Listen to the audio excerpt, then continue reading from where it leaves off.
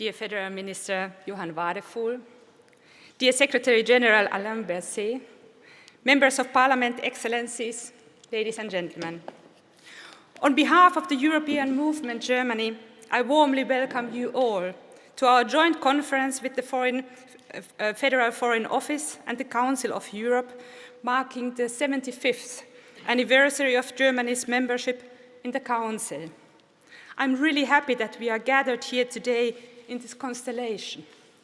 For too long, Germany and many others with us have viewed the Council of Europe and the European Union as two separate spheres.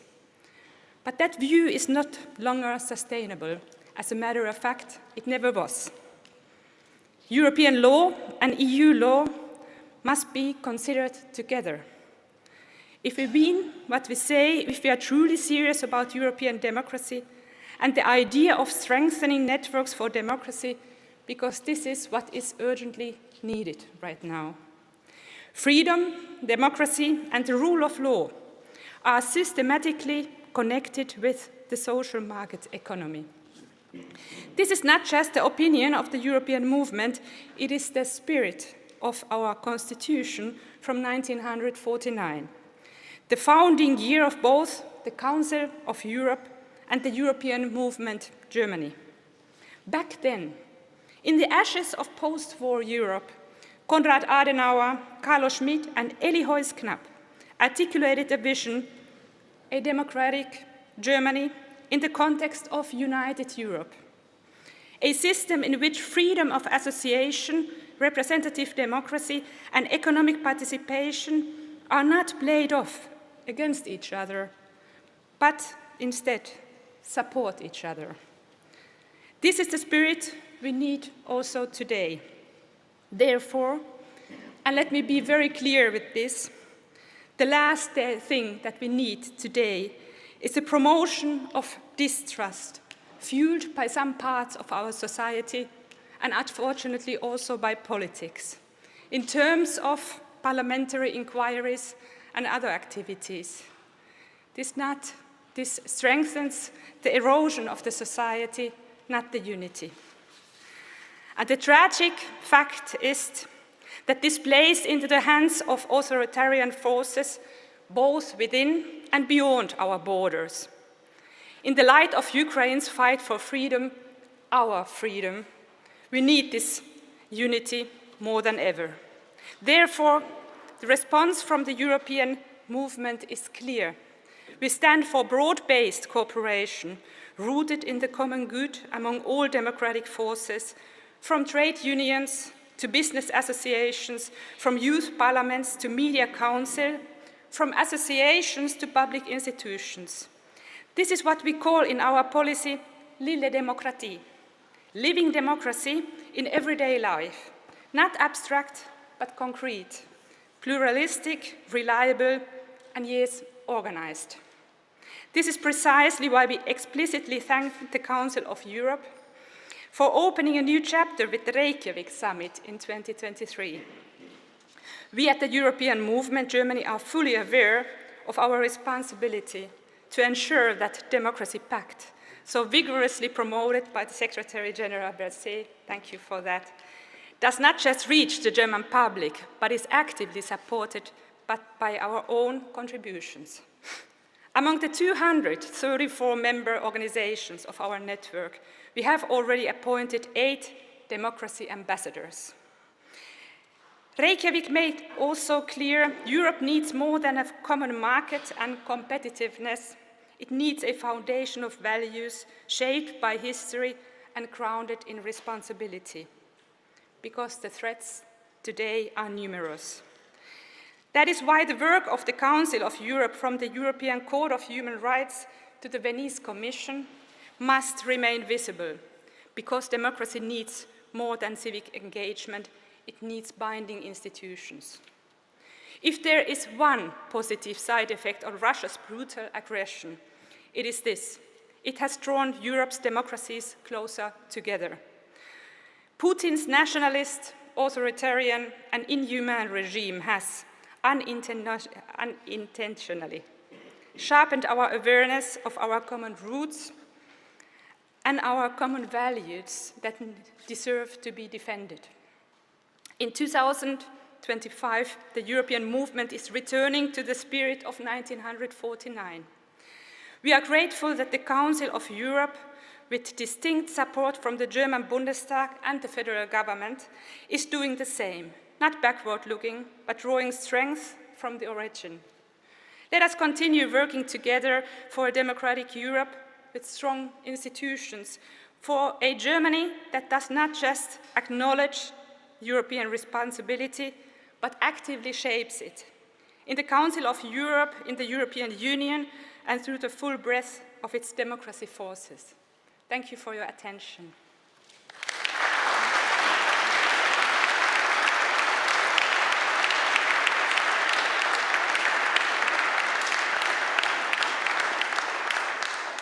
And let me now invite our Federal Minister, Johann Wadephul. The floor is yours, Mr. Wadephul.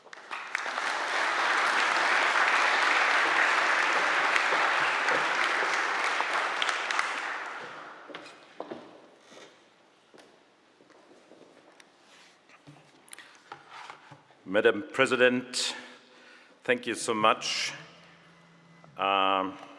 Mr. Secretary General, dear members of Parliament, dear Excellencies, ladies and gentlemen, from 2010 to 14, I had the honor of being member of the Parliamentary Assembly of the Council of Europe. It's a memory I recall fondly. The topics we discussed, from women's rights to media freedom and the conduct of free and fair elections. And the lessons I learned from taking a step back, from seeing things from another angle. All of that influenced the way I approach politics. Therefore, it's my great pleasure to welcome all of you here in the Federal Foreign Office to celebrate the 75th anniversary of Germany's accession to the Council of Europe. This is a special day for us. Because the histories of Germany and the Council of Europe are inextricably linked. The Council of Europe was the first, it was mentioned by Konrad Adenauer just some minutes ago, first multilateral institution the Federal Republic of Germany joined. A German delegation was already present when the establishment of this institution was discussed in 1948, even before a German state was re-established after World War II. But I know the role Germany was able to play then, and I still feel it, because our German delegation is still hosted by the same hotel which was the only one in 1952 who accepted Germany. And we are still there, so the history is still with us and with our delegation, ladies and gentlemen. The Council of Europe played a decisive role in restoring freedom and democracy in Germany after the unspeakable atrocities of the Nazi regime. The European Convention of Human Rights complemented on an international level the human and civil rights enshrined in our Constitution, the Grundgesetz. This convention gave our citizens, for the first time in our history, the opportunity to appeal directly to an international body, the European Court of Human Rights, for the protection of their individual rights. A major step for us. It fortified the rule of law in our country and created trust in democratic institutions. Ladies and gentlemen, when the founding fathers of the Council of Europe came together in 1948, they had just lived through the worst attack on peace and human dignity Europe had ever witnessed. They had seen democracy vanish in many European countries, civil rights abolished, Germany plunged the European continent into a brutal war of extermination. 6 million European Jews and millions of other groups and peoples murdered. And they decided that the best protection against this nightmare ever happening again was to promote democracy, human rights, and the rule of law in Europe and beyond. This initial impulse of the founding fathers of the Council of Europe is more timely today than ever. For 3 years now, Madam President mentioned it already, we have been facing another brutal attack on peace and security in Europe. Russia is openly waging a war of aggression against Ukraine.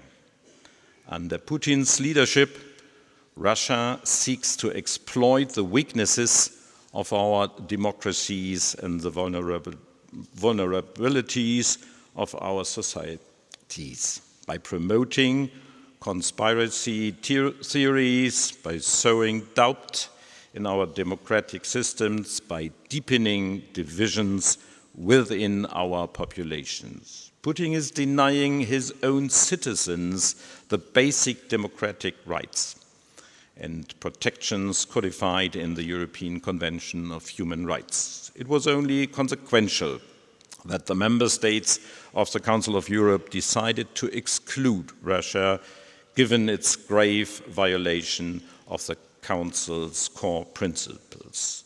Our democratic freedom are our strength. This is why they are under attack right now as never before. This is why we have to defend them. I'm particularly grateful to you, Secretary General Berset, for your initiative for a new pact for democracy within the Council of Europe. We support your efforts to strengthen cooperation between those who want to see freedom, democracy, and accountability in Europe expanded and fortified. We share your assessment of the key pillars for democracy that need to be deeply embedded: education, trust in institutions, rule of law, opportunities for participation. Today, the challenges of our democracies have shifted. Technological change is creating new opportunities, but also new dangers for our freedom, our security, our prosperity. And the Council of Europe has adapted to these challenges. The Council of Europe's Framework Convention on Artificial Intelligence is the first internationally legally binding treaty to contain a commitment by the signatories to review their AI legislation for threats and challenges to human rights, democracy, and the rule of law.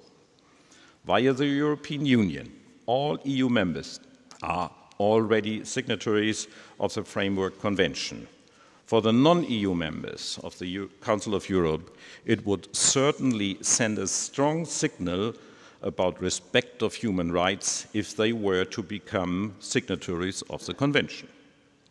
But the discussions go on, as other new technical advances are just around the corner.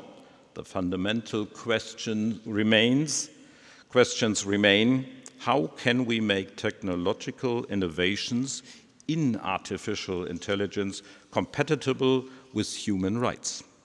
How can we prevent AI's potential from being used for disinformation and propaganda purposes? How can we ensure democratic participation in deciding how these technological opportunities are used for the benefit of our societies as a whole? And this is just one of the new and emerging fields the Council of Europe is active in. We are also seeking new ways to strengthen democracy and the rule of law when a return to peace and civility will require great effort.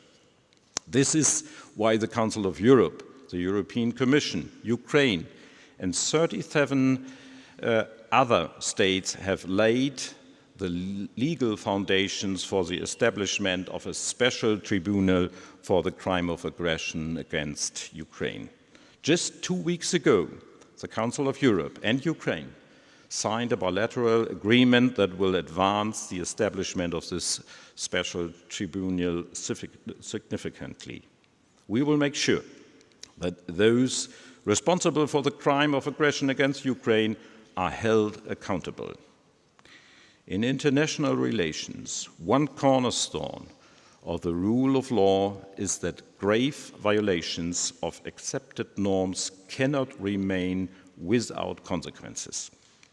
It must be made clear to the aggressors, you will have to compensate for the damage inflicted by your unlawful actions.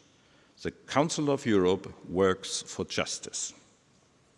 As German Foreign Minister, I can say we are proud and grateful to have belonged to this organization for the past 75 years. We are grateful for the trust and for the foresight of our neighbors who invited us to join this unique institution. The same neighbors that had suffered unimaginably during the war and occupation Germany had brought over Europe. This is where our deep appreciation for the Council of Europe has its roots. This is why we will continue to support all efforts to promote democracy, human rights, and the rule of law in Europe and beyond. Thank you so much.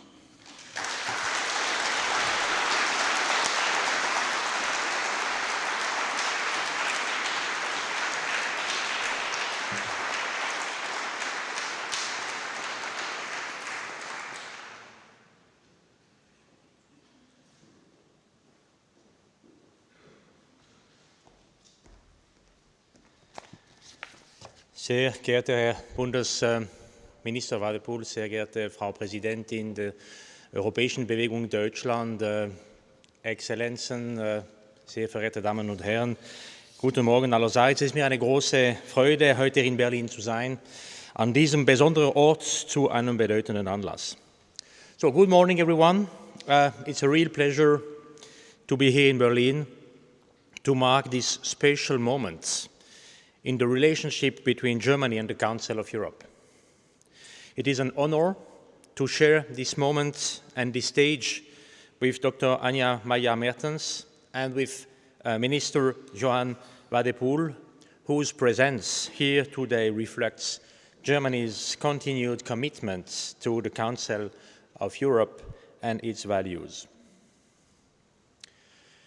Inspired by the determination to promote world peace as an equal partner in a united Europe. That line is from the preamble, not of a treaty, but of Germany's own constitution, the Basic Law. It was adopted just days before the creation of the Council of Europe. And when you read the statutes of our organization, the parallel is striking. Both speak of peace, of cooperation, of a Europe rebuilt not by force, but by law. And this is no coincidence. These two texts were born of the same urgency and the same idea that after a destructive world war, democracy would need more than borders. It would need values, shared values. And so the Basic Law begins not with national interest, but with peace and with the vision of a united Europe. Not only does this still speak deeply to us today, this is the message that President Zelensky came to deliver at the Council of Europe in Strasbourg just a few days ago. He spoke of a Europe that tore itself apart twice in a single century, but also of a Europe that chose to rebuild as a continent of peace, as a defender of international law, as a place where nations learn to respect one another, even after a difficult and painful shared history. And this takes on a whole new meaning coming from a European leader at war against a nuclear power. Ukraine is a test of everything we stand for, and it remains the Council of Europe's top priority. Our response rests on three pillars. First, the European Court of Human Rights.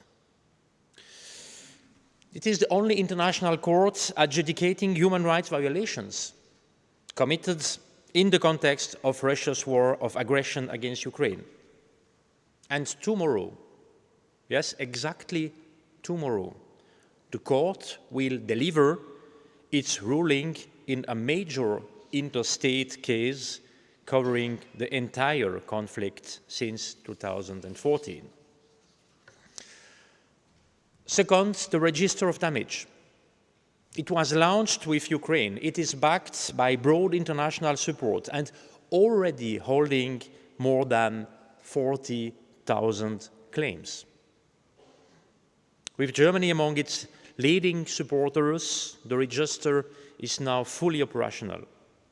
It lays the groundwork for future reparations through a dedicated claims commission. And third, you mentioned this before, dear Minister, third, the special tribunal for the crime of aggression. Why do we need this special tribunal? It is because without accountability, there can be no lasting peace, not for Ukraine and not for Europe as a whole. And this is exactly why President Zelensky came to Strasbourg, to sign the agreements on establishing the special tribunal within the framework of the Council of Europe. So, Excellencies, ladies and gentlemen, the basic law and the creation of the Council of Europe was this moment when law and values became the foundation of post-war Europe. Another came 4 decades later, when the Berlin Wall came down. It was the end of one era and the beginning of another. An era shaped by dialogue and trust, from Brandt's Ostpolitik to the peaceful revolutions that followed. A wind of democracy spread across Eastern Europe. The Council of Europe nearly doubled in size. The promise of human rights, democracy, and the rule of law reached farther than ever before. But today many young Europeans raised in that era of peace and freedom are just beginning to ask, can democracy still deliver? A very recent study of 16 to 26-year-olds shows that only half of young people in France and Spain believe it is the best form of government. In Poland, the number is even lower. The exception here is Germany, where 71% of young people still prefer democracy over any other system, and 61% worry that democracy in their country is at risk. This is no time to point fingers, but this is time to sound the alarm. And nowhere was this more evident than at the Munich Security Conference a few months ago. Like many in the room, I was stunned when Vice President J.D. Vance claimed that Europe was turning its back on free speech. It felt unfair and unsettling. But what happens when we stop engaging with discomfort? When we allow others to manipulate the facts? And for me, the answer lies in large part with education. Because how can we defend democracy if we do not understand it? And education is the first pillar of our new democratic pact for Europe. And thank you very much, dear Minister, for having mentioned and supported this new democratic pact. The second is protection, what we call democratic security. To invest in our values with the same urgency and resolve as we invest in our military defense. But we cannot trade the security of democracy for the illusion of control. And we must not fall into the trap of double standards. Nothing erodes trust faster, nothing fuels extremism more effectively than the belief that the rules are not applied equally. And the third pillar is innovation. It is innovation because our institutions need to adapt fast to cross-border hybrid threats like disinformation, AI, and cyber attacks. No single country and no single institution can meet these challenges alone. That is why this pact must belong to all 46 member states of the Council of Europe. And it is here that I return to Germany and to that first vision of a united Europe. A century ago, the German painter Ernst Ludwig Kirchner wrote, "A united Europe would be the end of wars, and it will come. But when?" Dear Minister, ladies and gentlemen, we have no time to lose. In the face of war, of disinformation and rising extremism, we need more than hope. We need a new democratic pact. We need to treat democratic security as seriously as any military threat. And we need leadership from every member state, especially Germany, to stand up for the idea of Europe and to prove that we can still deliver together. Thank you very much.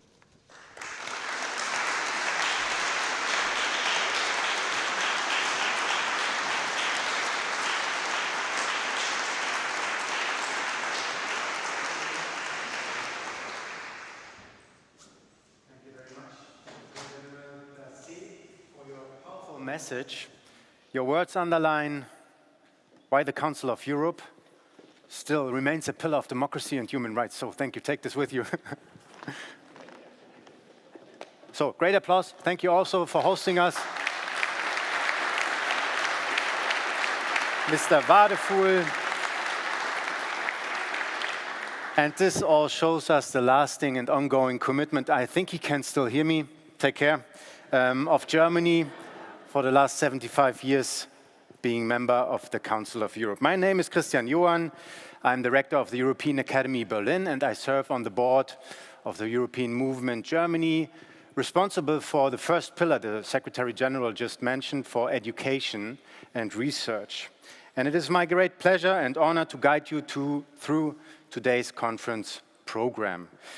And now, after this ceremonial opening, and by guiding you through the program, I saw one item here on the stage that will help me tremendously to keep us on time and to stay in time, and this is this bad boy here. And I don't know if you plan to use it, but you will hear this once we proceed from one item to the next. And now, after the ceremonial opening, we turn to the pressing political and human questions that define the Council's work today. And I would like to welcome our first moderator, Wilfried Jilge, to the stage, and to introduce your panel, and to start with the first panel here on the stage. And we make a use of our hands when we welcome. Please join me in welcoming the first moderator.